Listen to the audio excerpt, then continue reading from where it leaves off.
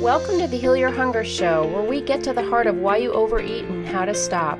If you struggle with food and weight like I did, welcome home.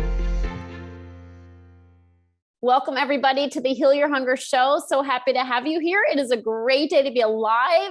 And I have the most amazing guest, a really good friend of mine who's doing incredible work that emotional eaters will especially benefit from. So in one moment, you're going to meet her.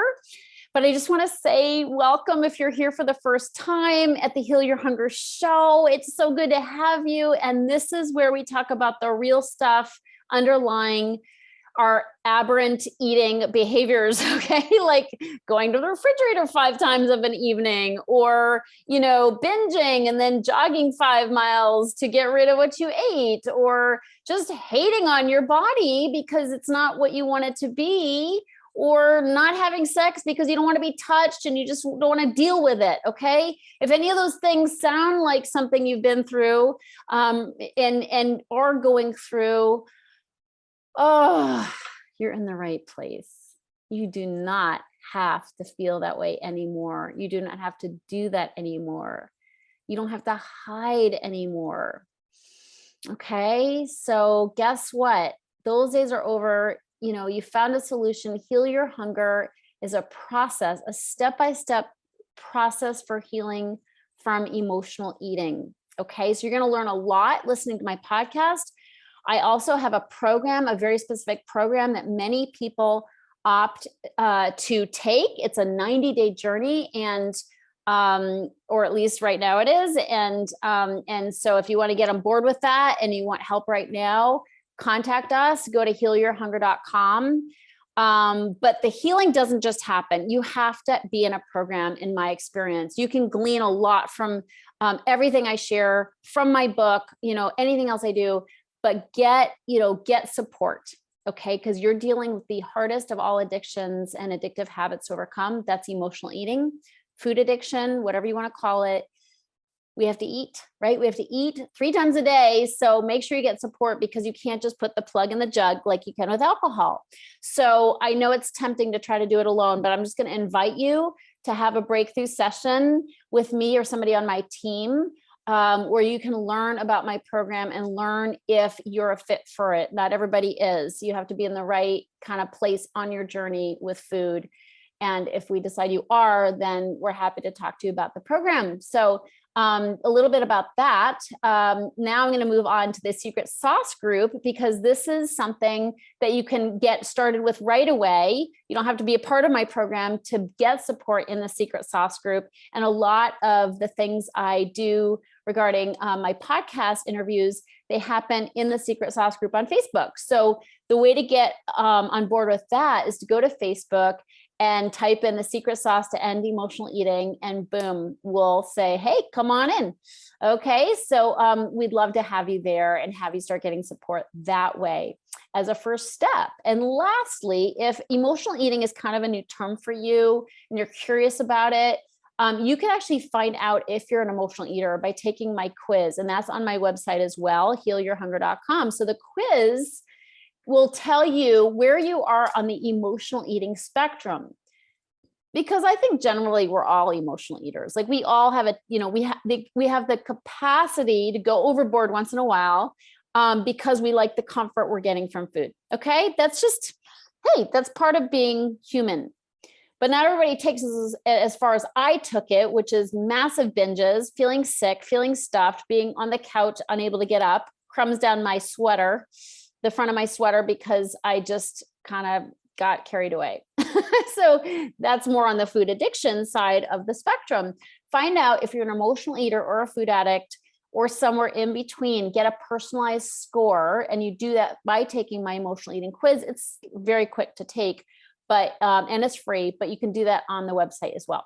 Okay, so on with the show. I'm super excited about my guest. This is a beautiful soul who's doing incredible work in the world. Her name is Dr. Amy Apegian, and she's a board certified preventive medicine physician. She has a master's in biochemistry and a master's in public health. She's an author, speaker, and founder of Trauma Healing Accelerator. And she offers family challenge camps And also she's the host of the incredible Biology of Trauma Summit. And she has one this year called Biology of Trauma Summit. Oh, tongue twister. Biology of Trauma Summit 2.0, going beyond the diagnosis. So she is the trauma expert. And what's so beautiful about her work is she teaches you how to start healing, your trauma response on the spot in your body. You don't have to go anywhere or be anywhere. It's literally something you can do right here, right now. So you're going to hear about that right here, right now. Hey, Dr. Aimie, I'm so happy to have you here.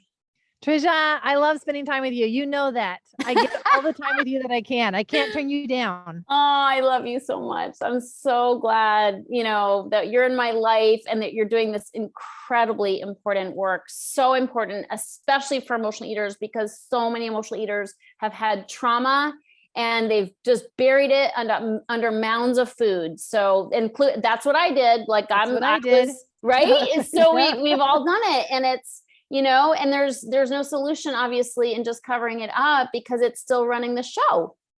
And so, yeah. So talk to us a little bit about why this, kind of how you got into this in the short version. I know the longer version, but give us a short version of how you got into this specific, like really homing in on trauma and why it's so important. As a medical physician, I started to see trauma in all of my patients. And the reason why I even started to be able to see that and recognize that was after my experience with adopting Miguel. So Miguel came into my life when he was 4. He actually had huge issues around food, Tricia. Wow. Huge issues around food. And so as a 4, 5, 6, even all the way until I was able to figure out all the pieces for him, his issues came out in with food as well. Interesting. And I mean, and this is normal. This is natural. I think that this is part of what started to clue me in on, like, this is what our system has to have in order to feel like it can get through our day. When there's so much internal anxiety, internal distress, we can't live with that amount all day long. So the body is trying to help us out, trying to decrease the intensity of that internal angst. And food is actually a very effective method for numbing a lot of that. And you can see that in as early as kids. As soon as they can start and have the ability to start overeating or undereating or whatever it is for them, usually it's overeating, you'll start to see that in them. And it's just incredible that our system is designed to reach for anything that will help decrease the intensity of our internal angst and pain. So true. And that's why we reach for the carbs specifically, right? Sugar and carbs. Yes. And that's an interesting point, because when we've had this now stored trauma and it's become our pattern in our system, we are constantly either in a stress response or in an overwhelm response, which we call the freeze response. So it's either anxious or overwhelmed and depressed. And many of us go back and forth between those two states, but both of those states, Tricia, both of those states run off of glucose or sugar. And so the intensity of the cravings for sugar specifically are going to be through the roof. Wow. Amen. That was me, just a little 4-year-old sugar addict. Yeah. And we can look back and we can see, right? Like, and whether it's grief, whether it's loneliness, whether it's a family dynamic that doesn't feel safe, we don't even have a home that feels safe. Those are all times when we can look back and be like, oh yeah, like the sugar cravings. The sugar cravings were insane. Yeah. And it does feel like safety, right? It feels like safety. So long, it feels like safety until you realize how much it's hurting you. And then it feels like your enemies, but that comes later. It does. And then you're caught in that awkward stage that I had to go through where I realized that it was unhealthy and I saw what I was doing and why I was doing it, but I couldn't stop it yet. Yep, totally. I Oh, didn't have the tools to stop it. yep. That's an uncomfortable. hell on earth. Hell on It earth. is. It was harder to see it and still not have the tools to change it than Yes. before I even recognized what I was doing. So true. And it feels like a monster. I often describe it Yes. as a monster inside of you that just like it will not stop. And it's like it needs to be fed. It just needs to be fed. That's exactly how it felt like for me, a monster inside of me. And afterwards, after I would binge eat, I would feel so horrible about myself. And it would be like, I will never, ever, ever do that again. In fact, Right. I am going to go on a diet and I am going to restrict myself. I'm going to punish myself for having overeaten, and I will never let myself do that again. And then, a couple days later, I can't sustain that. And there I go again. And it felt uncontrollable and this huge monster that would overtake me. Amen. Me too.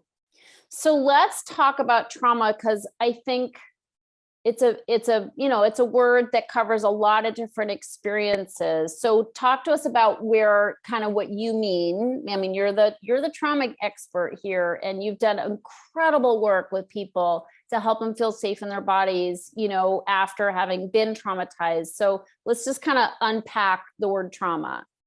We totally need to redefine it, Tricia. Totally have to redefine trauma. Many people think of trauma as an event. Right. And that is not trauma. Trauma is not an event. And I'll tell you why. Because even when we want to look at maybe some of the more severe forms of trauma, which we would call PTSD, you can see people going into the military and off to these experiences, and they come back with PTSD. And yet not everybody from their group has PTSD. And they went through the same experience. They were in the same place, had the same experience. Some people walk out of that with PTSD and some don't, but it was the same event, Tricia. It was the same event. So if trauma is an event, everyone who experienced that event would walk away with trauma. So it's actually not the event itself, it's something else. And that something else is that it was the experience of our body. And the new definition of trauma that we have to understand is that it is anything for any reason that at that time overwhelmed us. Okay. That certainly broadens the definition, doesn't it? It broadens the definition in a meaningful way, because we can look back at our life and we can see times in our life that felt too much. Yeah. It felt overwhelming. And yet we look back and be like, but I was going through a change in my job. I was sick. I was alone, right? Like that's not trauma. And yet it's anything that for any reason at that time overwhelmed us. Overwhelm is the trauma response. Okay. Got it. So, and also I think it's so good to hear this, because I know emotional eaters diminish, and they had, all kinds of horrible things happen to them. And yet still they diminish, the experience, thinking it's not bad enough to call it trauma. Isn't that fascinating? Yeah. Right. Because look at everything that they are reaching for to numb the intensity of that overwhelm. And yet we're not going to call that trauma. Yeah. Like this is where redefining trauma really helps us understand why we do what we do. Yeah. And why something like eating becomes so big in our life. Yeah. Because it's actually managing a survival place in us. It's managing a place in us that literally feels like if we were to sit with that feeling, we would die. Exactly. I talk about that all the time. It's like that it's so primal, right? It's sort of Very like primal. this primal thing that, it's a life and death for us, even though on paper it's like, oh, of course, from the adult mind, of course it's not, but from the primal place in us, it is life and death. And that's why you can't use willpower to stop. Right. because we've got these different areas of our brain. And certainly in the work that I do, I'm actually working less with the brain as much as the nervous system in our body. But we have these areas of our brain that are the logic, the willpower, and our survival base is stronger than our willpower and logic. And so when something is coming at you that threatens your survival, whether it's real or not, whether it's old or not, it doesn't matter. If it feels like it's going to threaten your survival, and by survival I mean this medical term that we call homeostasis. And it's what regulates your blood pressure, your blood sugar, your temperature. It's keeps your heart beating. It's what keeps your lungs breathing. Like that is survival. If one of those functions were to stop, you would die. And the nervous system actually has been conditioned to think that if we sit with that uncomfortable feeling, like it would overwhelm our heart. Our heart would Right. stop beating. And it's like, well, I can't let that happen. I have to keep you alive, girl. All right, well, let me reach for that food. Let me Yeah. reach for that, because that's the way to decrease the intensity of this body sensation that feels like it would overwhelm us and we would die. Oh my God. So right on. I know so many people listening to this are like, yep, check, check. So yeah, you're And really that's your hitting it. trauma response, Tricia, Yeah. right? Yeah, That and I like, Amy, that you call it a trauma response, because it is so habitual in us, right? And it is something we don't have conscious control over. And that's such a losing proposition to think we're going to have willpower over something that's so primal, so much of a trained response that goes way back. And that's why we have to do the work to create a felt sense of safety in other ways than food. Yes. Because as long as we don't feel safe in our body, we won't be able to change the coping mechanisms that we've built in our life, Tricia. Yeah. And what I love about your work, Amy, is that you're teaching people to do this for themselves. Because we hear about habits as self-soothing, right? And so it's like, oh yeah, I use drugs to self-soothe, I use food to self-soothe, alcohol, whatever.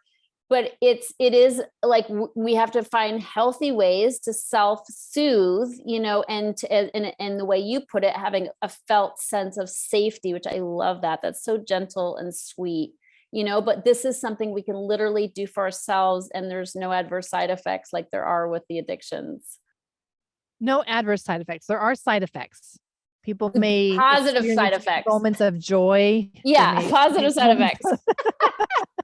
Exactly. That's what we want. We want the positive side effects, but none of the negatives. So let's talk about that. Like, what you teach. Mm-hmm. And like what I teach is what I had to teach myself. And this is not what they taught me in medical school. I thought I knew the body. I thought I understood the nervous system. I had no clue, right? Like it wasn't an experience for me. It was just head knowledge. And Yeah. it still wasn't anything that I could put into practice for my own life, which is why I experienced my own eating habits, especially during times of stress, like in residency, where I used food to manage anything that was uncomfortable, especially feeling tired. Feeling tired was not an option. I had to keep working. Okay. So I'm Yep. going to use food and food and food to help keep me awake. Yep. And so when I started doing this work, it was this big awareness around what I had been putting my body through, and this gentle turning the boat to, let's have a different relationship with my body. And rather than trying to force it to perform a certain way, let me just see if I can start to support it. And most people are just told to go see a therapist. Right. Yeah. And Fix your head. exactly. Yes. And that gets expensive. And we don't actually see the amount of change that we need to, because how often are you going to go see a therapist? Are you going to go live with your therapist? Right. Right? Like, Probably not. probably not. Don't Hopefully advise not. it. Hopefully not. And yet, why do we think that seeing somebody once a week, if that, is really going to change our system? We know that that doesn't work. We know from neuroscience that that's not enough. So I started realizing that, wait a second, I've got to actually build this stuff into my life and just make these small changes, even if it's just 1 degree every day, but it needs to be consistent. Mm. And the way that I see trauma is that it gets wired into our nervous system. And if any of your audience can think of a wire right now, and there's this, coil of threads that are together.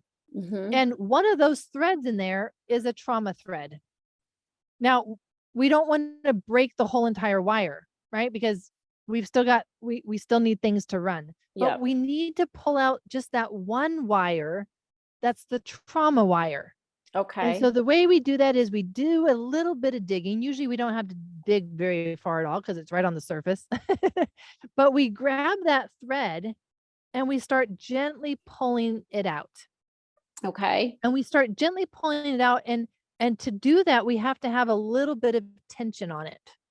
And Tricia, what would happen if you put too much tension on that thread?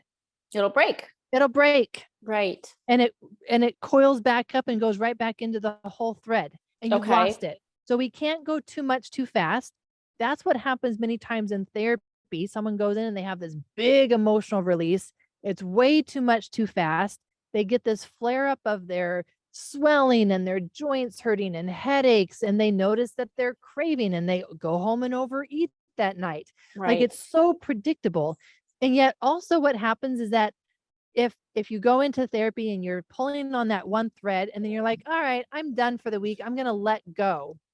What happens to the thread? It goes back in, it disappears. You've got to go back in and find it again when you're ready to work on it. Yeah. So the secret, if there's a secret, the secret to this kind of work is this gentle maintaining tension. We're going to do a little bit of work every day. A little bit of work. We're not going to overwhelm you. We're going to do a little bit of work, but every day.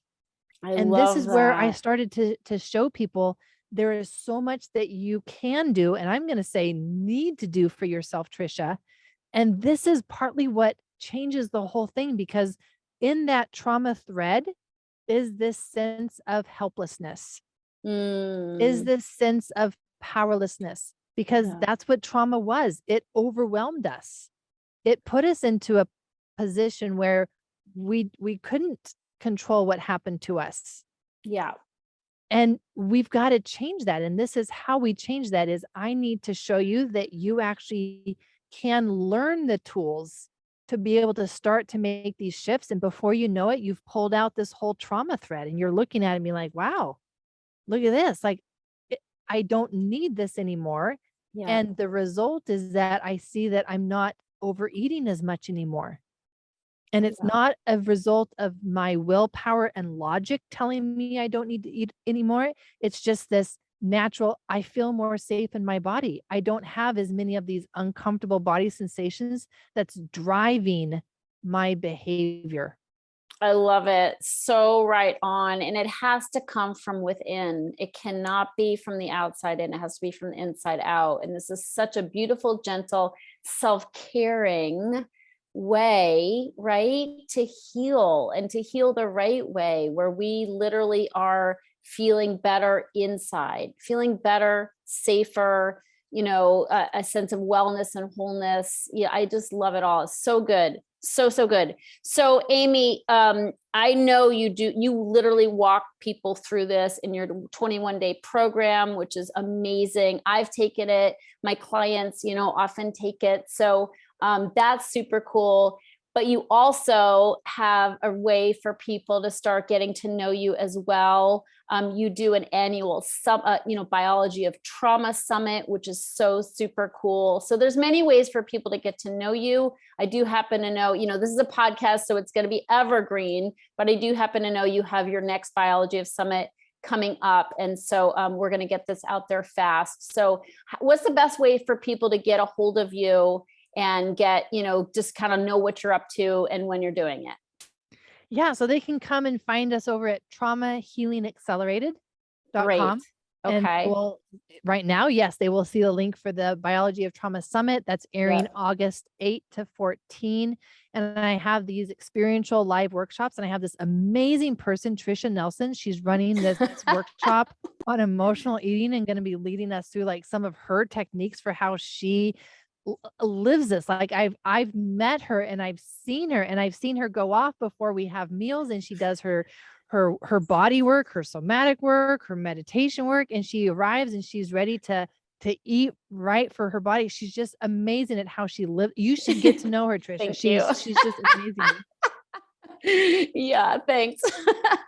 So sweet. So this is super cool. And we're going to put a link in the show notes as well, so you can easily click over to that upcoming summit. But Aimie, I just want to say, I love you so much and I appreciate you and the work that you do. It is vital work. It is vital work. We've got to, I know so many people are like, I don't want to deal with that. Just, fix me now and forget all that, dealing with, trauma or body or whatever. This is how we make ourselves better and more capable of shining our light in the world. The more we can care for ourselves, the more we can regulate our emotions, right? And feel a sense of well-being that's unmedicated, not medication induced, meaning, carbs being the number one medication I used. It's like, if you can do this for yourself, imagine how much freer you can feel in any situation. It's like, it's not the kiss of death to look inside of ourselves. It's the solution. It's the key to freedom. So I just thank you so much for your incredible work. And I'm so excited about all the ways that you're shining your light and helping so many people heal.